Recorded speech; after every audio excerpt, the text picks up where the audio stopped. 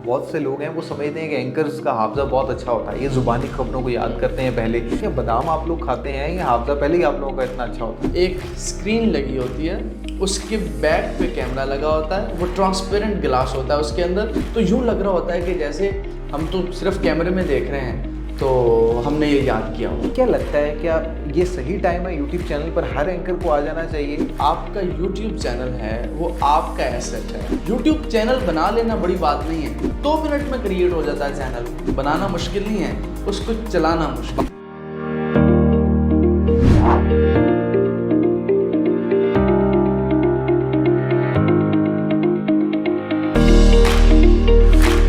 अस्सलाम वालेकुम viewers, sharing of professional wisdom के साथ मैं हूं आपका मेज़बान हमजा ज़ेब। हमारे आज के प्रोग्राम के गेस्ट हमारे बड़े अच्छे दोस्त हैं, इलेक्ट्रॉनिक मीडिया से इनका ताल्लुक़ है। मैं बात कर रहा हूँ इरफान बशीर साहब की।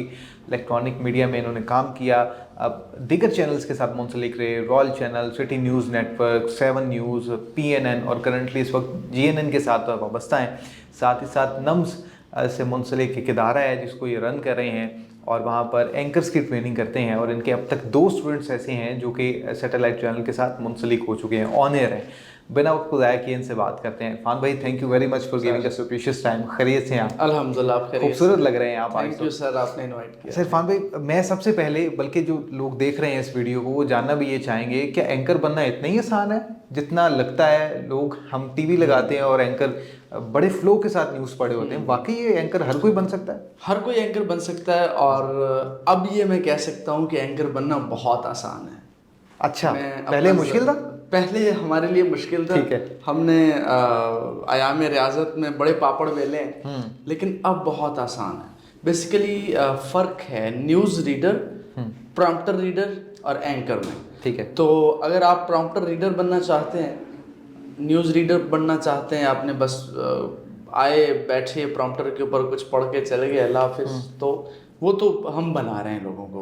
लेकिन जब आप एंकर की बात करते हैं जिसमें कंटेंट मैटर करता है बड़ा, तो उसमें थोड़ा सा टाइम लग जाता है। लेकिन अल्हम्दुलिल्लाह हमने हमारा जो इदारा है नम्स, हमने तकरीबन कुछ 7 डिजिटल एंकर्स तैयार किए हैं और 2 अल्हम्दुलिल्लाह satellite anchors, news anchors ready किए हैं विदिन 2 मंथ। ठीक है। अच्छा, यहाँ पर आपने एक टेक्निकल टर्म का इस्तेमाल किया, प्रॉम्प्टर का। बहुत से लोग हैं वो समझते हैं कि एंकर्स का हाफजा बहुत अच्छा होता है, ये ज़ुबानी खबरों को याद करते हैं पहले, फिर ज़ुबानी खबरें पढ़ते हैं। क्या बादाम आप लोग खाते हैं, ये हाफजा पहले ही आप लोगों का इतना अच्छा होता है?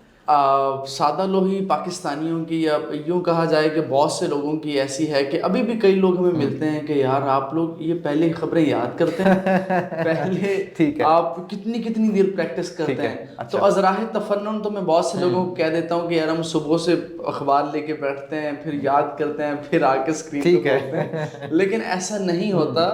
हमारे सामने एक स्क्रीन लगी होती है, उसके बैक पे कैमरा लगा होता है, वो ट्रांसपेरेंट गिलास होता है उसके अंदर, उसके ऊपर चल रहा होता है लिखा हुआ कि साबिक वज़ीर आज़म इमरान खान चेयरमैन PTI ने ये कह दिया, साबिक वज़ीर आज़म ने ये कह दिया। हम देख उसको रहे होते हैं जो सामने लिखा हुआ है, लेकिन वो रिफ्लेक्शन हमारी आई कांटेक्ट होता है कैम के साथ, तो यूँ लग रहा होता है कि जैसे हम तो सिर्फ कैमरे में देख रहे हैं, तो हमने ये याद किया हुआ। तो बहुत से लोगों को अभी तक नहीं पता प्रॉम्प्टर क्या है।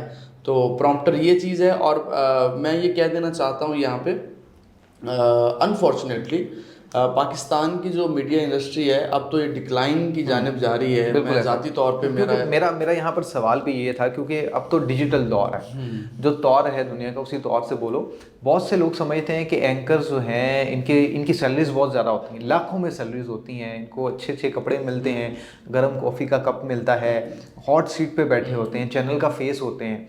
क्या ये सारी चीज़ें जो लवाजमात एंकर्स को मिलते हैं, ये चीज़ें वाकई यकीनन मिलते हैं? लाखों में सैलरी भी मिलती है, और लेकिन हर किसी को मिलती है? नहीं, बहुत कम लोगों को। अल्हम्दुलिल्लाह I am from one of them.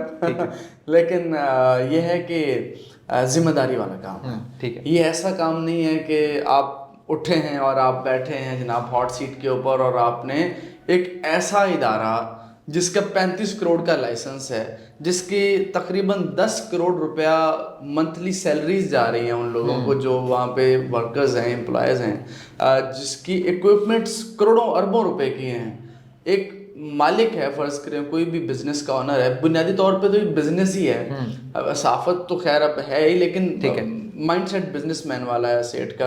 तो वो इतना अरबों रुपया लगा कि जब वो बैठेगा, एक एंकर घर से उठा है, उसने कुछ पढ़ा नहीं है और वो आके बैठ गया और उसने भंड कर दिया बहुत बड़ा, तो वो तो कहेगा यार व्हाट्स रॉन्ग विद इट, ये क्या हो रहा है। अच्छा, गलती का मार्जिन भी नहीं मिलता। गलती का मार्जिन नहीं है जितनी ये आपको लगता है, बहुत से लोगों को लगता है कि जनाब ये जॉब बड़ी ज़बरदस्त है। नो डाउट बड़ी ज़बरदस्त है, लोग आपको पहचानते हैं, जानते हैं, आप रिनाउंड फेस हो जाते हैं, आपको रिश्ते अच्छे मिल जाते हैं, कुछ सोसाइटी में थोड़ी बहुत इज्जत मिल जाती है, लेकिन उतनी ही जिम्मेदारी आपके ऊपर आती है। और जितनी आप मेरा ख्याल ये है कि जब आप स्क्रीन के ऊपर भंड मारते हैं तो आप अपने आप को एक्सपोज कर रहे होते हैं। ठीक है, बिल्कुल ठीक। अब इलेक्ट्रॉनिक मीडिया, जिस तरह आपने भी तस्करा किया, ज़वाल पज़ीर हो रही है, आखिरी सांसें ले रही है। अब डिजिटल मीडिया भी है, बहुत से लोग हैं अपने यूट्यूब चैनल पे काम कर रहे हैं, इवन कि आप खुद भी कर रहे हैं। क्या लगता है, क्या ये सही टाइम है यूट्यूब चैनल पर हर एंकर को आ जाना चाहिए, या कोई मखसूस चेहरे ही काफ़ी हैं यूट्यूब चैनल के लिए? वैसे जो लोग अभी आ रहे हैं यूट्यूब चैनल्स के ऊपर, दे आर एब्सोल्युटली लेट। अच्छा, उनको बहुत पहले आ जाना चाहिए था। देखिए, मैं ज़ाती तौर पे ये समझता हूँ, आप इससे डिफ़र भी कर सकते हैं कि जो आपका यूट्यूब चैनल है वो आपका एसेट है, कोई उसको आपसे छीन नहीं सकता। इसमें तो कोई शक नहीं है, वो आपका अपना है। आप यानी 10 साल बाद भी आप उससे अर्न कर रहे होंगे, बट बुनियादी शर्त ये है कि आप अब चलना ना चलना तो अलग बात है, यूट्यूब चैनल बना लेना बड़ी बात नहीं है। 2 मिनट में क्रिएट हो जाता है चैनल, बनाना मुश्किल नहीं है, उसको चलाना मुश्किल। बाद लोग तो कहते हैं टीम होनी चाहिए फिर ही चैनल बनता है। अपनी टीम चाहिए। अब मैं अपना आपको एक्सपीरियंस शेयर कर दूं, मेरे बहुत अच्छे दोस्त हैं Wasim Safdar, just like my brother. मैंने उनसे जब कहा कि यार हम मिलकर शुरू करते हैं ये सारी चीज़ें, तो उससे पहले मुझे बहुत से लोगों ने कहा कि यार ये लोग सोलो कर रहे हैं, खुद ही वीडियो बनाते हैं, खुद ही थंब बनाते हैं, खुद ही उसको अपलोड करते हैं, खुद ही टैग्स लगाते हैं, खुद ही एसईओज करते हैं।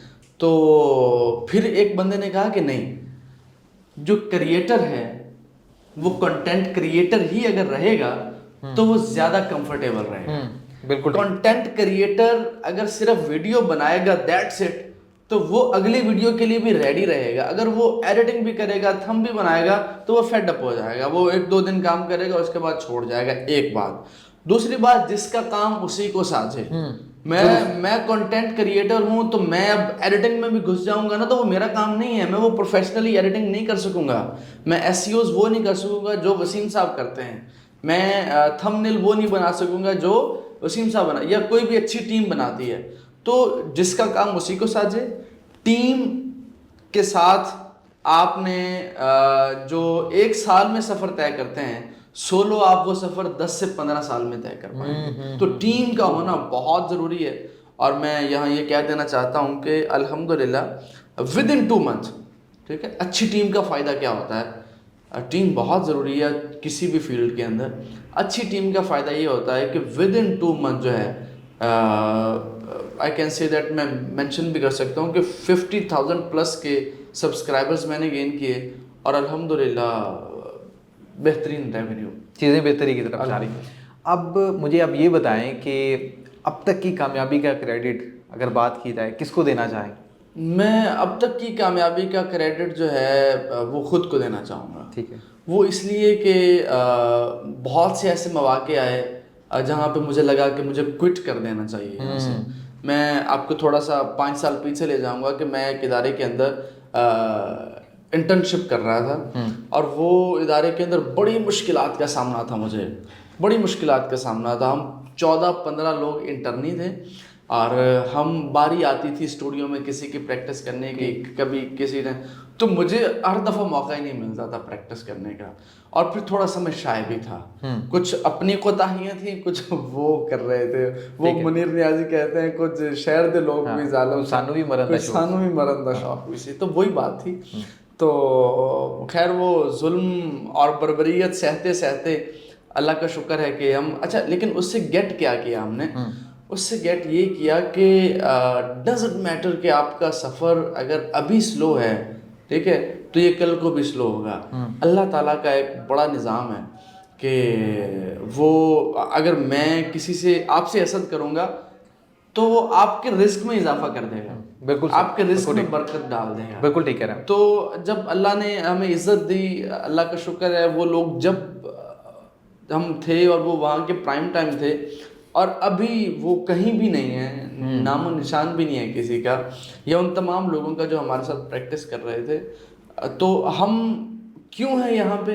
क्योंकि हमें कुछ अल्लाह के ऊपर यकीन था और एक गैर मुतज़लज़ल यकीन था, अज़्म मुसम्मम था कि यार आज नहीं तो कर। और फिर अल्लाह का लाख लाख शुक्र है कि उसने इतनी हिम्मत दी कि क्विट नहीं करना। बिल्कुल, क्योंकि बारहा दफ़ा सोचा कि यार अब नहीं ऑन एयर करेंगे तो अब नहीं आऊँगा, खर्चा घर से ले रहे हैं, रह रहे हैं, बहुत मुश्किलात होती हैं, बहुत मुश्किलात होती हैं। लेकिन वो सारा क्रेडिट अल्लाह ताला की ज़ात के शुक्र के बाद वो मुझे ही जाता है कि मैंने इसको क्विट नहीं किया। और स्पेशली मेरी वालिदा, जो कि हमेशा मैं जब भी परेशान होता था उन दिनों में, वो ये कहते थे पुत्र सब ठीक हो जाएगा, तेनू ना कुछ मिलना है कि तो और वो बात सच हो गई। अल्हम्दुलिल्लाह, थैंक्स टू माय मदर। बिल्कुल ठीक, बहुत शुक्रिया आपकी कीमती वक्त का। गुफ्तगू आपने सुनी है और कहते हैं कि मुफाहमत ना सिखा जबरे नारवा से मुझे, मैं सर बकफ हूँ लड़ा दे किसी बला से मुझे। अगर आज मुश्किल हालात हैं तो with the passage of time हालात बेहतर हो जाएंगे, चीज़ें बेहतरी की तरफ ज़रूर जाती हैं। अपना बहुत सारा ख्याल रखिएगा। मुझे दें इजाज़त, अल्लाह ने के पास।